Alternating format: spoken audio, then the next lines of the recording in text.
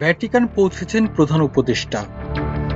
Pope ফ্রান্সিসের অন্ত্যেষ্টিক্রিয়ায় যোগ দিতে ইতালির রোমে পৌঁছেছেন প্রধান উপদেষ্টা ডক্টর ইউনুস।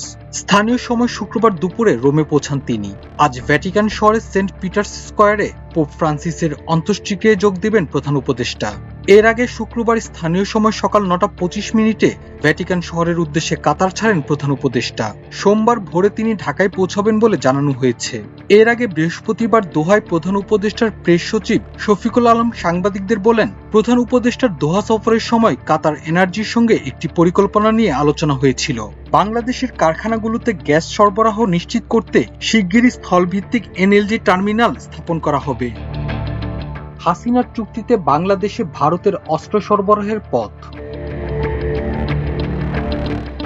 ভারতের উত্তর পূর্বাঞ্চলের 7 রাজ্যের সঙ্গে মূল ভূখণ্ডের যোগাযোগের জন্য করার সুযোগ করে দিয়েছেন প্রতীত প্রধানমন্ত্রী শেখ হাসিনা। বিশেষজ্ঞরা বলছেন, এটির আড়ালে ভারত সামরিক সরঞ্জামও পরিবহন করতে পারে।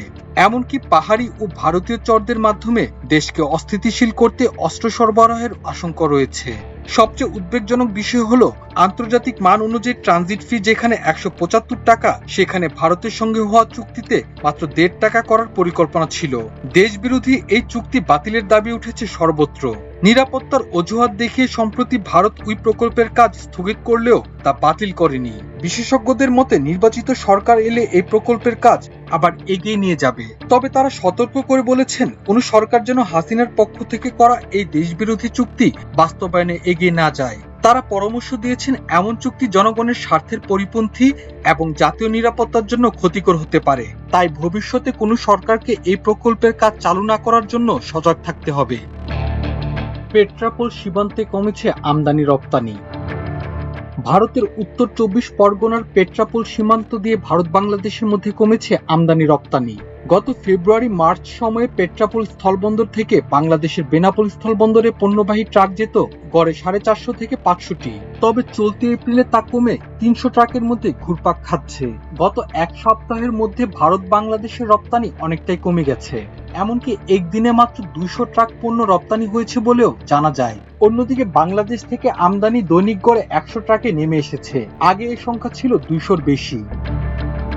আমার দেশের বিরুদ্ধে মামলার প্রতিবাদে দেশজুড়ে মানববন্ধন। আমার দেশ সম্পাদক ও প্রকাশক মাহমুদুর রহমান সহ পত্রিকাটির সাংবাদিকদের বিরুদ্ধে মামলা করায় ফুঁসে উঠেছে সর্বস্তরের মানুষ। শুক্রবারও দেশের বিভিন্ন স্থানে এর প্রতিবাদে মানববন্ধন ও বিক্ষোভ মিছিল করেছেন সাংবাদিক, সাধারণ নাগরিক, শিক্ষাবিদ ও রাজনৈতিক ব্যক্তিরা। মামলা প্রত্যাহারের জন্য মেঘনা গ্রুপের চেয়ারম্যান ও 71 টিভির মালিক মুস্তফা কামালকে 48 ঘন্টার আলটিমেটাম দিয়েছেন তারা। বেঁধে দেওয়া সময়সীমার মধ্যে দাবি না মানলে কঠোর আন্দোলনের হুঁশিয়ারি দিয়েছে মানববন্ধনে অংশগ্রহণকারীরা। কাশ্মীরে হামলায় নিরাপত্তার গাফিলতি নিয়ে প্রশ্ন।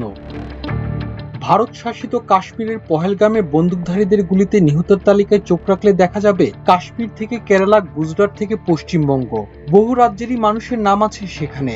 পর্যটকদের উপর এই হামলায় ভারতের অন্যান্য অঞ্চলের সাধারণ মানুষের মতোই ক্ষেপে উঠেছেন কাশ্মীরিরাও। কারণ এই পর্যটকরাই যে কাশ্মীরের সাধারণ মানুষের একটা বড় অংশের রুটিরুজির অংশ। সামাজিক মাধ্যমে ভারতের মানুষের ক্ষোভের প্রতিফলন দেখা যাচ্ছে। তবে একই সঙ্গে অনেকেই প্রশ্ন তুলতে শুরু করেছেন, হামলার সময় নিরাপত্তা বাহিনী কোথায় ছিল? অবসরপ্রাপ্ত আইপিএস অফিসার যশবর্ধন বলেন, জানতে পেরেছি সন্ত্রাসীর সম্পর্কে গোয়েন্দা তথ্য ছিল, তারপরও তারা কার্যসিদ্ধি করে ফেলতে পারলো। এটা এমন একটা বিষয় যার সঠিক বিশ্লেষণ করা দরকার। কাশ্মীরের নিরাপত্তা ব্যবস্থায় যথেষ্ট গাফিলতি ছিল বলে মেনে নিয়েছে ভারতের কেন্দ্রীয় সরকার। সর্বদলীয় বৈঠকে এই স্বীকারোক্তির পাশাপাশি এমন গাফিলতি যেন ভবিষ্যতে না হয় সেজন্য সতর্ক থাকা হবে বলে জানানো হয়।